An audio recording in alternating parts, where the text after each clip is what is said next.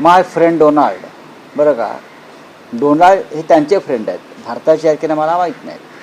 तर माय friend Donald यांनी हे कटू सत्य जगासमोर मांडलेलं आहे. आणि त्याच्यामुळे ह्याच्यावरती भारतीय जनता पक्षानं नरेंद्र मोदींनी आता तरी एक पत्रकार परिषद घ्यावी आणि हा देश नर्क नसून नंदनवन आहे हे सांगावं. हे नंदनवन होतं, या नंदनवनाचा नर्क करण्याचं काम नरेंद्र मोदी आणि त्यांच्या सरकारने गेल्या 11 वर्षात केलं आहे. डोनाल्ड ट्रम्प यांच्याकडे ती पक्की माहिती आहे असं त्याच्यावरून दिसत आहे. राज्याच्या राजकारणातला विषय आहे की विधान परिषदेसाठी काँग्रेस एनसीपी दोघांचाही पाठिंबा उद्धव ठाकरेंना. पाठिंबा हा शब्द चुकीचा आहे.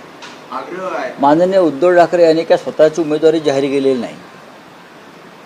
उद्धव ठाकरे यांनी जाहीर केलं का मी उमेदवार आहे मला पाठिंबा द्या.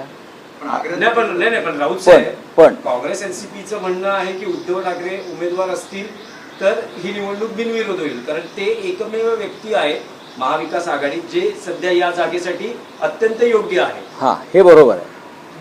काल काँग्रेसचे अध्यक्ष हर्षवर्धन सकपाळजी मातोश्रीवर आले, त्याने उद्धवजींशी सविस्तर चर्चा केली.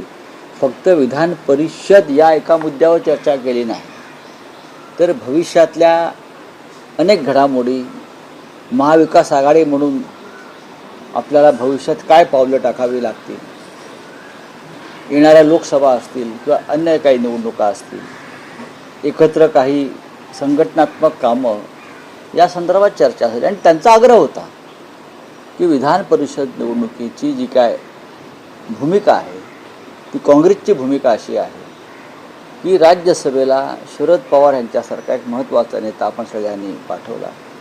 विधान परिषदेच्या एका जागेसाठी उद्धव ठाकरे साहेबांनी जावं ही आमची भूमिका आहे.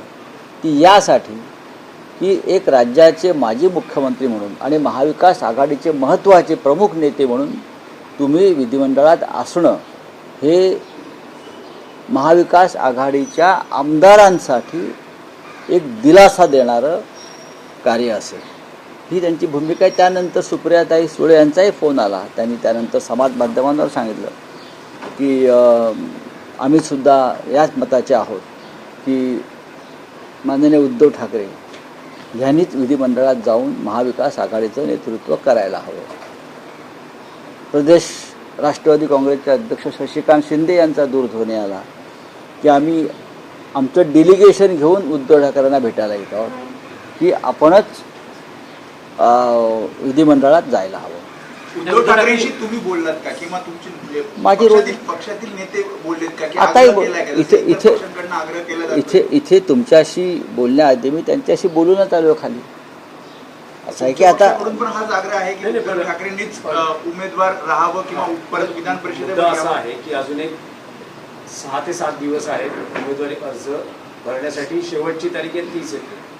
उद्धव ठाकरे स्वतः त्यांची काही भूमिका जाहीर करणार आहेत का की त्यांना लढायचं आहे, नाही लढायचं आहे, पक्षातल्या कार्यकर्त्याला संधी द्यायची आहे, असं काही त्यांचं निवेदन किंवा त्यांची भूमिका ते प्रसारमाध्यम किंवा शिवसैनिकांपुढे मांडणार आहेत? का नाही मांडणार? कधी मांडणार? तुम्हाला कधी मांडावं पाहिजे मला तारीख द्या मांडली तरी काही बरं का.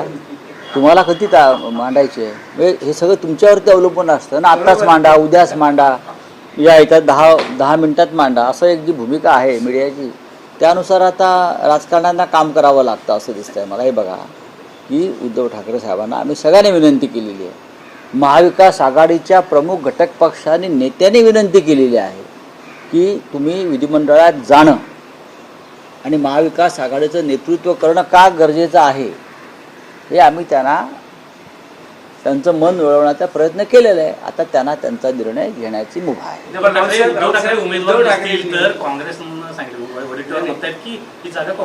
आम्ही काँग्रेस पक्षाध्यक्षाशी चर्चा केली.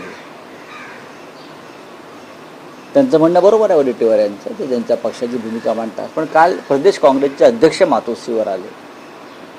या संदर्भात काँग्रेसचे राष्ट्रीय अध्यक्ष खरगे साहेबांशी चर्चा सुरू आहे.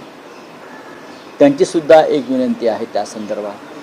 त्याच्यामुळे जिथे बोलायचं आहे तिथे आम्ही बोलतो आहोत. त्यांचे पण उमेदवार काही काँग्रेसचे इच्छुक आहेत, नावं समोर आली काँग्रेसच्या. बघा, इच्छुक का असू नये, राजकारणामध्ये राजकीय कार्यकर्त्यांनी इच्छा व्यक्त करणं हा काय गुन्हा आहे का? नाही ना. जर बारामती पोटनिवडणुकीमध्ये अपक्ष लढतात आणि निवडणूक होते तर हे तर विधान परिषद आहे. विधान परिषद जर तुम्ही घेतली तर पुढची राज्यसभा ही आम्हाला असावी असं वडेट्टीवारांनी काल ट्विट केलं. आम्ही या संदर्भात राहुल गांधी,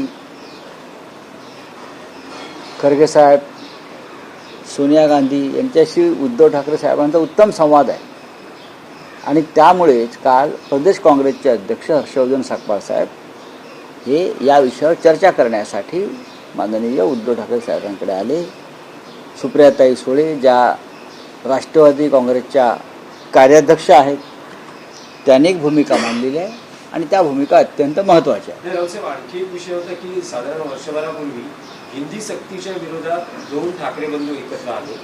सध्या मुंबई महाराष्ट्रात जे सुरू आहे, रिक्षा चालक आणि टॅक्सी चालकांना मराठीची सक्ती किंवा मराठी भाषा येणं आवश्यक आहे आणि या दृष्टीनं त्याला विरोध होतो आहे, त्याला पाठिंबाही होतो आहे.